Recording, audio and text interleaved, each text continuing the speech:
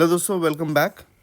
तो अगर आप भी बीएमएस, बीबीए, बीसीए या फिर बीबीएम करना चाहते हैं, तो इनमें से कोई भी चीज़ अगर आप ऑप्ट करना चाहते हैं, बीसीए, बीबीए, बीएमएस, बीबीएम, तो 2024 तो 2024 एंड 25 के बैच में जो एडमिशन लेंगे, मतलब कि जो लोग अभी 12th पास किए होंगे और उनको एडमिशन लेना है, तो उन सभी लोगों के लिए अब से सीईटी कंपलसरी कर दिया गया है। कल के दिन में न्यूज़ आया था, हमने ऑलरेडी आपको अपडेट भी दे दिया था। तो अब से आप लोगों के लिए सीईटी होगा। सीईटी के एग्ज़ाम में आपको जो भी मार्क्स मिलेगा उसके बेसिस पे आपको इन सभी कोर्सेज़ के लिए एडमिशन्स मिलेंगे। तो कल के इसमें हमने आपको बताया था कि पूरा जो भी नोटिफिकेशन आया था उसका हमने डिटेल आपको बता दिया था।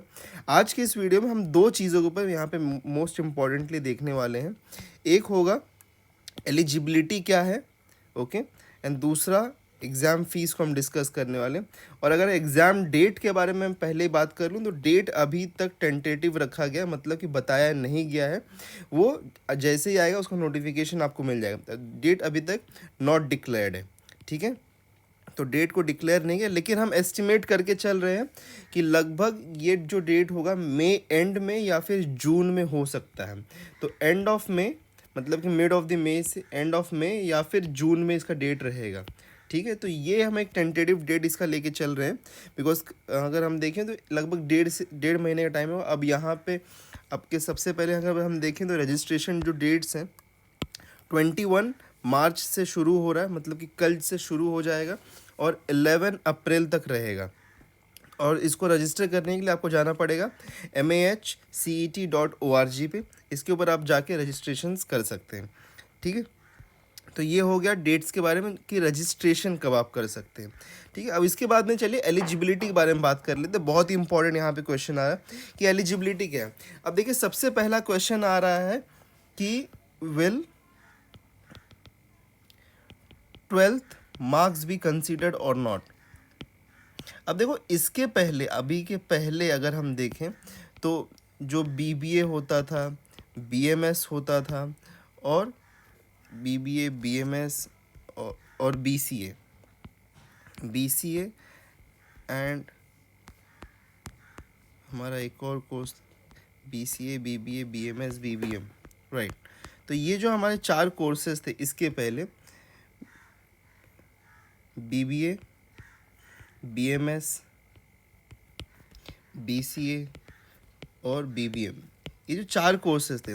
बीसीए के लिए इसके पहले जो कॉलेजेस थे वो इंडिविजुअल लेवल पे एग्ज़ाम्स कंडक्ट कराते थे, ठीक है।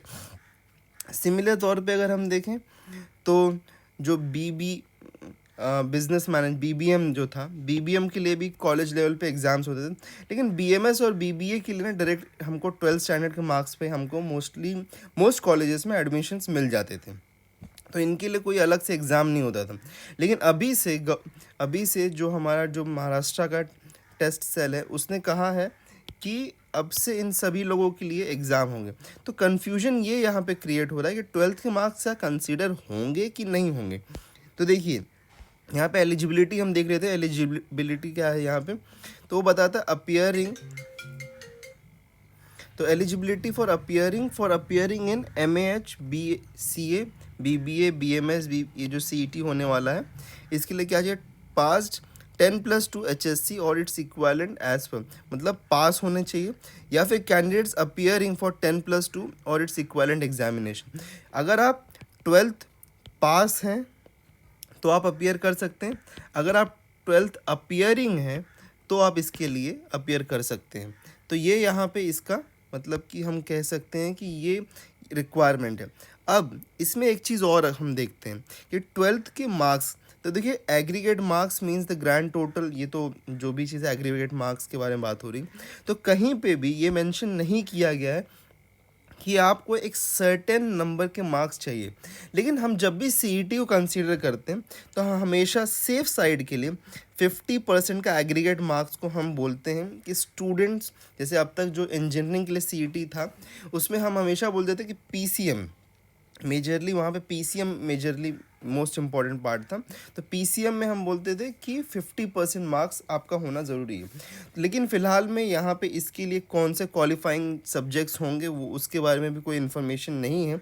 तो एग्रीगेट मतलब कि टोटल आपका परसेंट जो होना चाहिए लगभग आपका 50% होना चाहिए, इसको आप टारगेट करके चल सकते हैं। अब ट्वेल्थ के तो जो अभी फ़िलहाल में जिन लोगों का एग्ज़ाम हो गया है तो उस अभी इसमें हम कुछ चेंजेस नहीं कर सकते, बट देन टू जो अगर कोई बाद में अटेम्प्ट करने वाला अब करेंटली ट्वेल्थ में जा रहा है और इसको अटेम्प्ट करेगा तो उनके लिए इन्फॉर्मेशन कि 50% एग्रीगेट को हम टारगेट करके चलते हैं।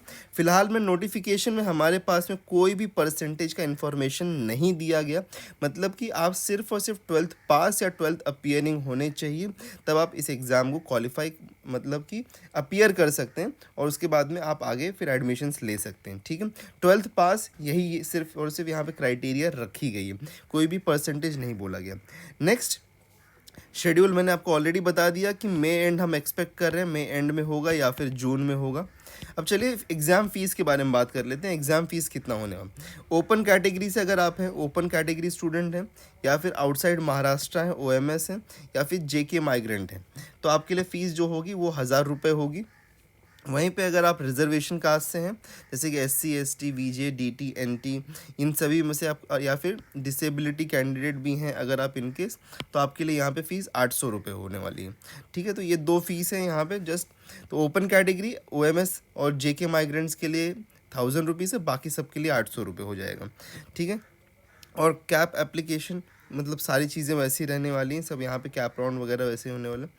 Download of the hall ticket वो भी आपको नोटिफाई किया जाएगा, अभी तक उसका भी कोई इन्फॉर्मेशन नहीं है।